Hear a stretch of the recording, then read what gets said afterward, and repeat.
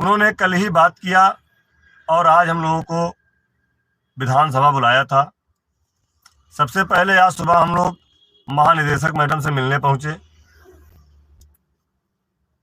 महानिदेशक मैडम से मुलाकात हुई, लेकिन वो इतना जल्दी में मीटिंग में जा रही थी कि उन्होंने कहा कि शाम को मिलते हैं।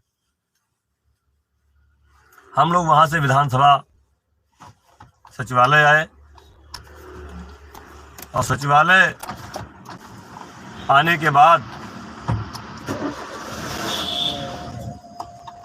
हम लोगों ने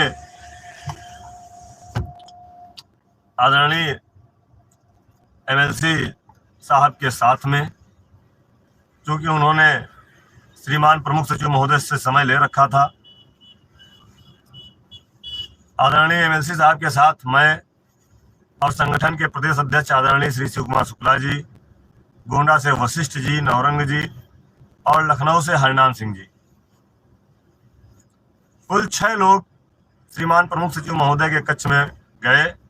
वहां पर श्रीमान निदेशक बेसिक शिक्षा साहब पहले से बैठे थे, श्रीमान संयुक्त निदेशक साहब पहले से बैठे थे। इतने लोगों के साथ लगभग आधे घंटे तक बातचीत हुई, जिसमें प्रमुख रूप से हम लोगों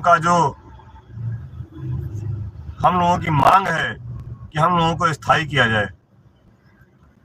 स्थायीकरण की बात पर काफी देर तक बहुत सारे क्रॉस क्वेश्चन इधर से उधर होते रहे और उनके जवाब और सवाल होते रहे। दूसरा बिंदु मूल विद्यालय वापसी का और हमारी महिला बहनों को ससुराल के निकट जाने के लिए जो व्यवस्था बनाने के लिए बात चल रही थी, उस पर काफी देर तक चर्चा हुई। कल हमारे एक साथी कह रहे थे कि आयुष्मान योजना में शामिल होने से क्या लाभ है। शायद आपको नहीं पता होगा कि जो हमारे साथी गंभीर रूप से बीमार हैं, जो उनके परिवार के लोग बीमार हैं, आज उनकी दवा के लिए पैसे नहीं है, उस योजना से बहुत लाभ होगा मेरे भाई। आप लोग सिर्फ अपनी बात देखते हो। हमारे एक साथी कह रहे थे कि इसमें टीईटी पास का जिक्र नहीं है। अरे भाई, टीईटी पास कितने लोग हैं, उसके ऊपर सुपर टेट भी पास करना है, सरकार ने कह रखा है। केवल टीईटी पास की मांग रख देने से कुछ नहीं होने वाला है, ना ही कुछ सरकार देने वाली है। मैं बार बार कहता हूं कि जो भी व्यवस्था बनेगी वो 1,47,766 शिक्षा मित्रों के लिए पूरी एक बनेगी। सरकार कोई कैटेगरी नहीं बनाने वाली है। या तो सरकार आपके कहने से चल रही होती तो आप जो चाहते बन जाता। सरकार अपने हिसाब से काम करती है, और इस समय जो भी सरकार केंद्र और यूपी में है, बहुत सारे फैसले आपने देखा होगा कि वो अपने हिसाब से फैसले करती है। समस्या आपकी जायज है, मांग आपकी जायज है, सब कुछ ठीक है, लेकिन जो भी फैसला होगा वो सरकार अपने हिसाब से करेगी। इन सारे बिंदुओं पे लगभग आधे घंटे। नमस्कार साथियों, स्वागत है आप सभी का आज के इस नए वीडियो में। ये वीडियो आप सभी शिक्षा मित्र साथियों के लिए बेहद ही महत्वपूर्ण होने वाली है।